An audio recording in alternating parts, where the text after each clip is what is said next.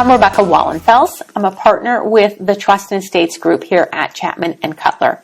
And with me, I have Mike Jankowski.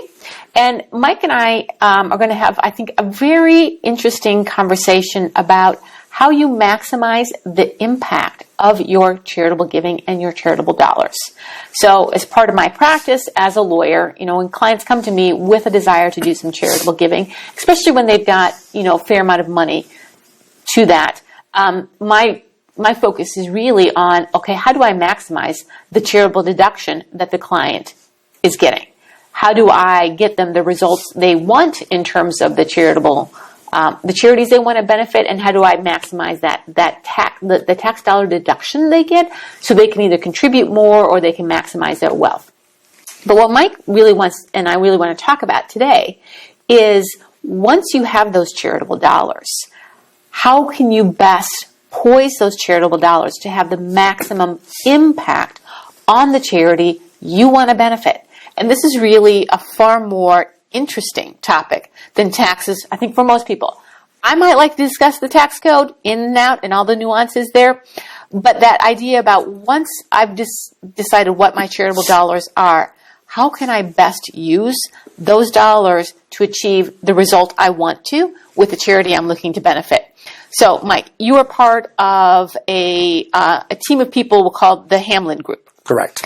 And with those, you are collaborating and looking to work with individuals who are looking to do exactly this. Like, how do you maximize the charitable impact? So, give us your 2-minute version of what this concept is about how I can maximize the impact of my charitable dollars. Yes. The best way I can describe it in 2 minutes or less is the idea that most medium-sized churches, synagogues, or secular non-for-profit organizations do not have the built-in developmental program for planned giving. Right. And in most cases, they got all the right demographics to have a sustainable planned giving program, but they just don't have financial, intellectual, or human resources.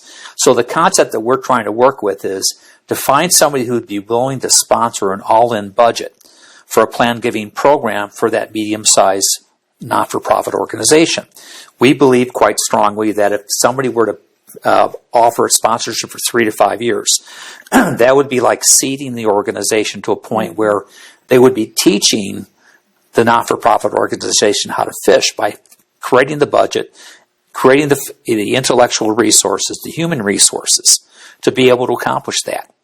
And with that, we've put together an entire budgetary series of line items that would support the sponsorship, that would give more chances of success for that not-for-profit to have a larger impact. So, for example, if the annual budget's $250,000 a year as a sponsorship, we can see that being 100 times more than what the result would be in gifts being made for that particular not-for-profit, either in an endowment or other types of gift arrangements. The potential for impact is over the top crazy. I know most of the wealthy people I work with always have the same complaint. They always ask me for more fish. Can't they get other people to donate money to the cause? They're always trying to fill money into the budget. And my answer is always the same. If you can teach them how to fish in a way that makes it almost impossible not to learn how to fish, you have that opportunity that you convey. Okay. So that's what the purpose of the group is. I can go elaborate more on it, but that's what we're trying to accomplish. So, me putting on my planning hat and thinking immediately, as I like to do when I come across these new ideas, is what client is this concept really good for and poised for? Like, who should really be paying attention at this point to this video on this idea? Well, first of all, they happen to have enough wealth. We're ponying up between $250,000 to $350,000 a year, which is the range we're thinking about. For 3 to 5 years is the big thing. Okay, they got to be able to feel it's within the realm of what they're able to do. That's the first thing. So, one donor or multiple donors? It can be multiple. It's just a matter of people collaborating together to do it, or it could be one or two. It's just a question. So a family or a business group or an organization where they're really looking to do something good in the world and have a good impact with their charitable dollars with that kind of level of resources at their fingerprints, essentially, to give. Okay, so now we know our style of donor. Right. But with that, which is an important caveat Yes. to this, is we're not trying to suggest there's a particular charity that we're asking them to sponsorship. Right. Here's the cool part. In most of the times when we've had conversation with folks about this topic, they will start telling us their story about their particular religious organization, not secular, not-for-profit, that they either express frustration for or they have passion about or both, Right. about what they want to do to help. My local food pantry, which Right. has a great need. Yes. Wonderful organization, but like this much resources. Yeah. So the bottom line is, imagine a particular person that's has the money to be able to do this, who can actually identify a charity that's close to their heart. And as long as that charity meets the right demographics for us, based upon our group assessing the charity, the sky's the limit. Because you could walk away after 3 to 5 years sponsoring a plan giving program for one charity you believe in as an individual or group, and move on to the next charity. This is going in like a SWAT team into a particular charity Okay. in question. Give them all the resources they need to complement what they have already to make things start to happen. And we already know, and we've done a number of videos with some of the top plan giving consultants in the country that really believe this concept will work, because their number one frustration is the charity runs out of money, or they take the developmental officer that they've hired with the intention of being plan giving, and the job description keeps getting added to where the plan giving becomes 10th on the job description list. So there's no traction that gets created. Yeah. So that's the two together become very interesting to folks that would be. So let's hone in a little bit on this charity, because we've kind of identified donor or possible donors, you know, Right. for this concept. So what type of charitable organizations is this kind of programming ideally suited for, so that, you know, whether you're a charity or whether you're a donor, you can say, oh, I actually know an organization I'm really interested in, or I work at an organization, this really would fit within what we need. I can give you some general ideas or concepts, but again, it's kind of like, it's interesting. We're getting some positioning for folks saying, well, what about this charity? What's important to note is there are certain demographics the charity has to have. Okay. First of all, medium size is what we're looking at probably. When I say religious, it could be Christian, it could be Jewish, it could be whatever. It could be whatever religion that's out there that is formalized. I could be a Druid. Yes, exactly. It could be a secular not-for-profit like you're talking about with a food pantry. So the demographics will drive this.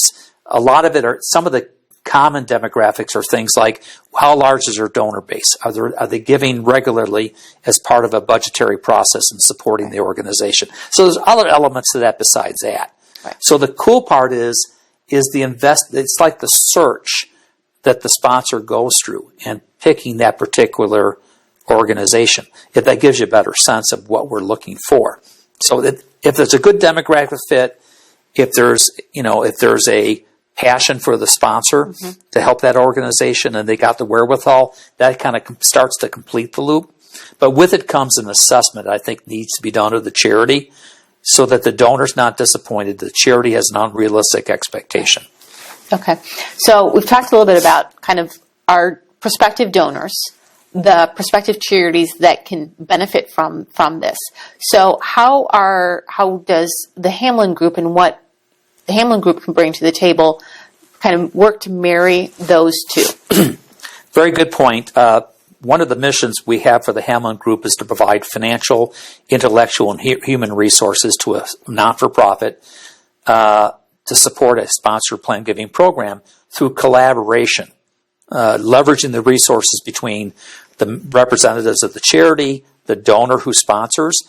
It's also professional advisors that have an important role in that process, especially if they have an affinity for supporting the same church or charity that the donor sponsor wants to do, much less the plan giving consultants who have the expertise. So with that, sponsorship includes a business plan for the plan giving program, a marketing plan for the plan giving program, a dedicated employee that doesn't have any job descriptions added in that deflects the whole focus for what the program's supposed to be in the first place. Right. And there's all kinds of little components. Like an example would be most charities have a challenge having a functional database that can segment out the type of donors that are out there. Part of it would be assistance to help them with that. Part of it would be the idea that you'd have social media presence, assistance through marketing. I mean, there's so many components. Right. And it's a matter of assessing that charity What they have currently. and then seeing where you fill in the gaps that creates the budget and the game plan.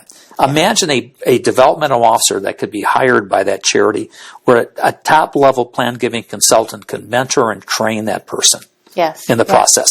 And you educate the professional advisors supporting that charity best suited to the type of gifts they're likely to do based on the demographics of their own practice.